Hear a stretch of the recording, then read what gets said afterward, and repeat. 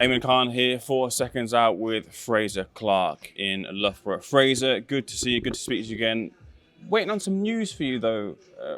Off of the back of the great fight and the draw with Fabio Wardley, a lot of people waiting to see you and him fight again in the ring. What's the latest with that?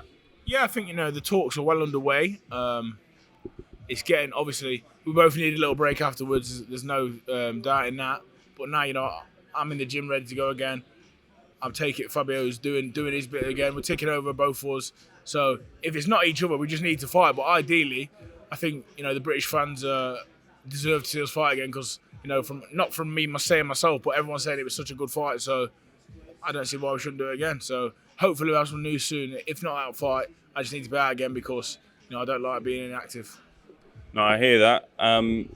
There is a little bit of a rumour going around that Fabio Wardley might be signing with Queensbury. Don't know if that's been, if you caught wind of that. Does that change the state of play at all, if that is the case?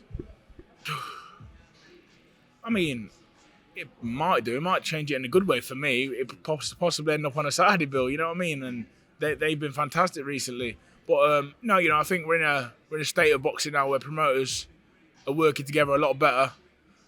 So I think the demand for this fight is quite big. Is the reaction I'm getting. So I think the powers that be, i.e. the men in charge, will come together and hopefully make this fight, great spectacle for the fans and for everyone in boxing. Off of the back of that fight and the momentum you gained from it, you looked in great shape heading into that fight. Have you been able to keep that shape? You look like you have, and do you feel good at that kind of weight in that last fight? Yeah, I think on a personal level, I always see room for improvement, and I know where I got to last time. I know what I did. Obviously, we recorded everything, and we know what I was doing, numbers I was hitting, and just a feeling that you get. My aim next time is to go above and beyond.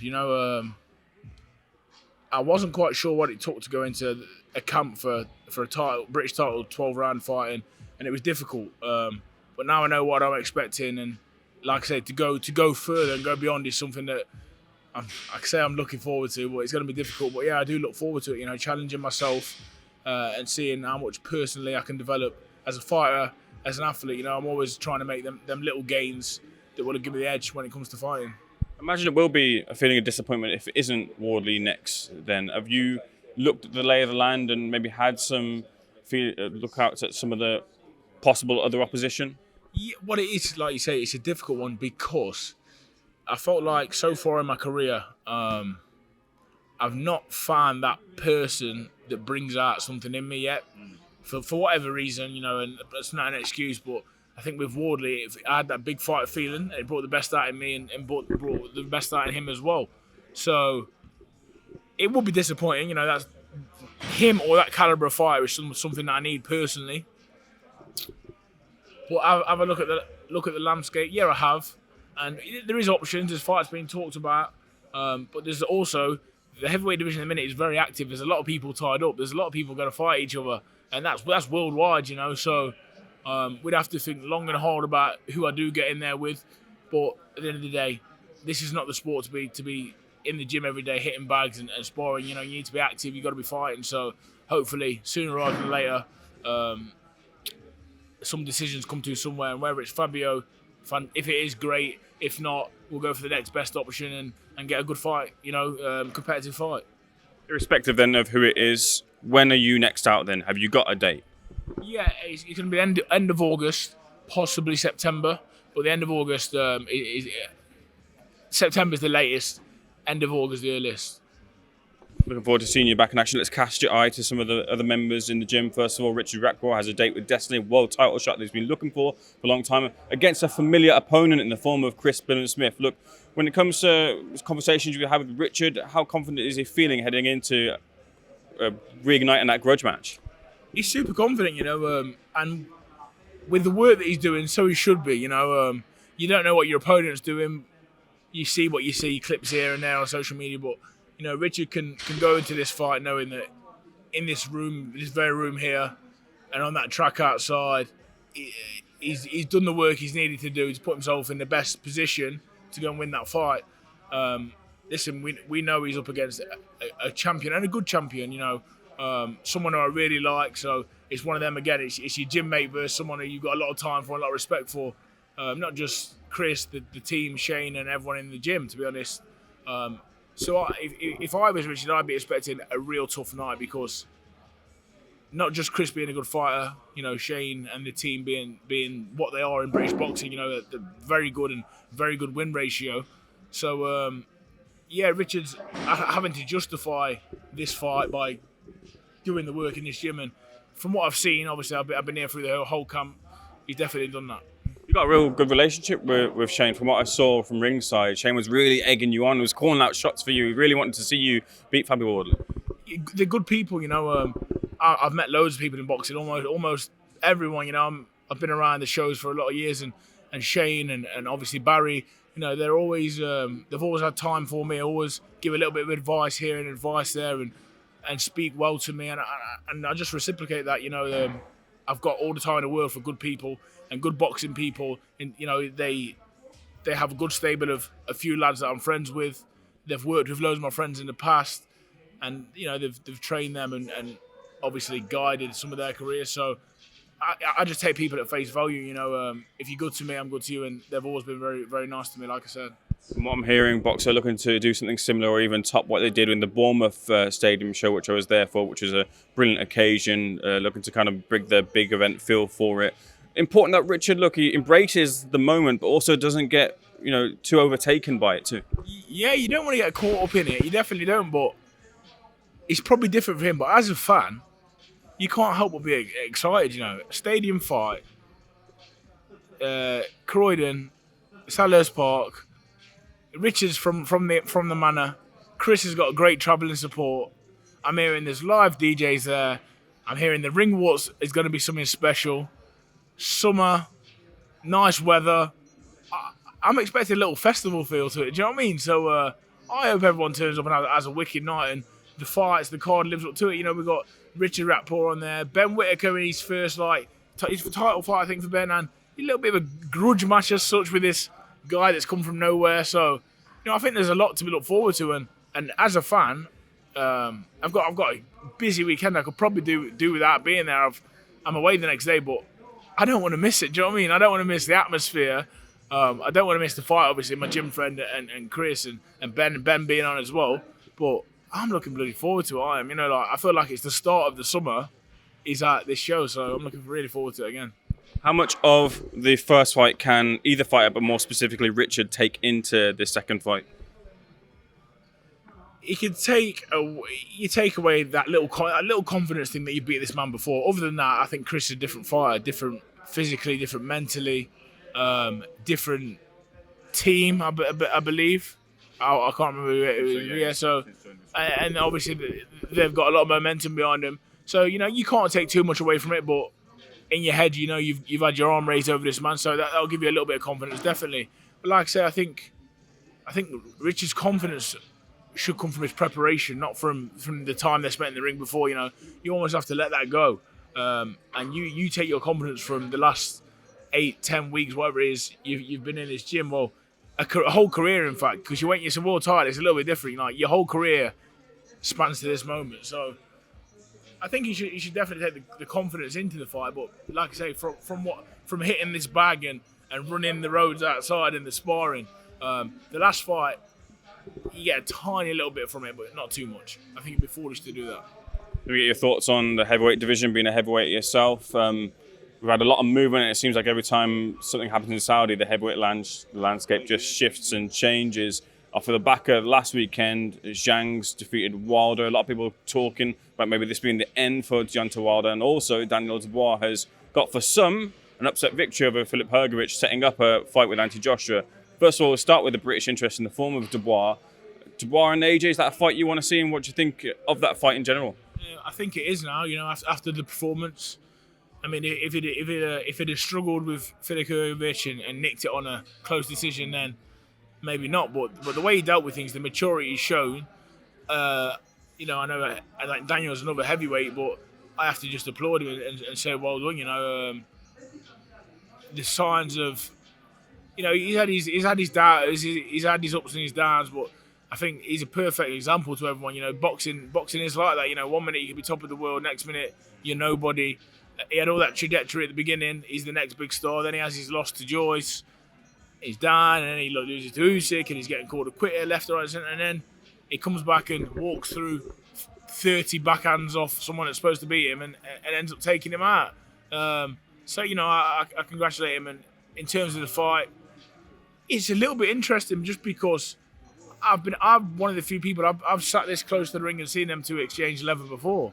So there is a little bit of interest in that. I'd still say Joshua's the favourite, but everyone said Usyk was the favourite. So in heavyweight boxing, sometimes you have to just rip that out of the rule book. It doesn't really count all the time. So I'm intrigued now. I'd like to see it, and obviously, we all know the benefits of fighting Anthony Joshua. So well done to Daniel, and congratulations to him, his team, and his family, because it'd be a nice day in the calendar to fight Anthony Joshua. Let's put it that way. You said you've seen both of them spar before together. Is that the famed spar where I think Daniel, either when he early when he turned professional or just before he was about to, was sort of he was kind of attaching and latching onto him either knocking out or knocking down Joshua. Did you see that in the spars? I've been in the spar where I've been in the room.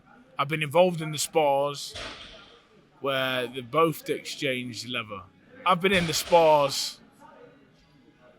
I have no shame in saying that. Daniel Dubois put me on my arse on the left hook years ago. And he was young, and I thought, oh my God, this fucking kid is something else. Obviously got back up, carried on sparring, but it happens in our division, But yeah, I've been on the side of the ring where I've seen these two really have good exchanges and stuff. And it was always that little bit further ahead. But yeah, Father time happens, and Daniel's matured and grown as a person, as a fighter, and it makes the fight intriguing. Again, I still have AJ as a favourite just because of the experience, and I feel like if Daniel took the same 30 shots off AJ that he did off Usyk, we'd be having a different conversation right now. Do you know what I mean? So he'd have to tighten up in his defences, which I think him and the team, they're not naive, they'll know that. But he's shown a new side to him, so I look forward to it. That's where Oleksandr Usyk has recently done an interview with the 3 knockdown rule, I believe it is. Lots of quotes coming out of it, got 40 minutes into it. And one of the things he said was, after I fight Tyson Fury in the rematch, he wants to move down to cruiserweight and go for undisputed again.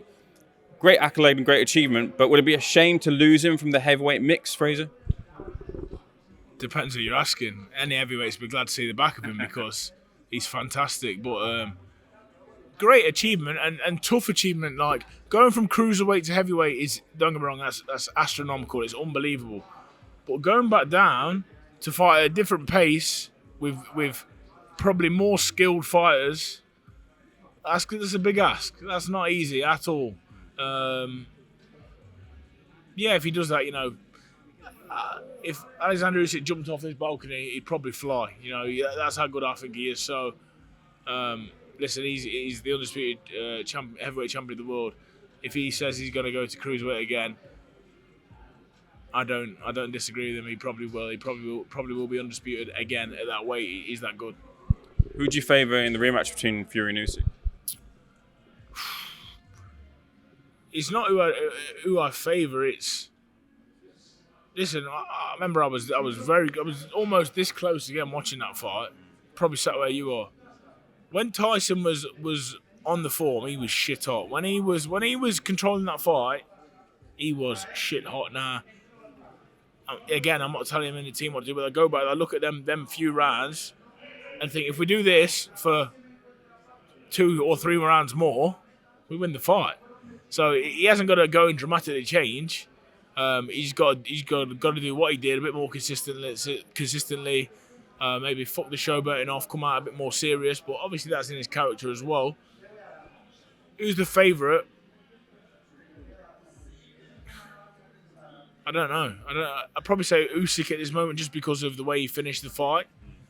But if Tyson can make a few small adjustments, in that moment, I've always been a massive Tyson Fury fan, but in that moment, I understand why people were comparing him to the best of all time, because when he was on top and he was doing his job properly, he was so good. So yeah, I've gone around the houses. I'm not too sure, but good fight again.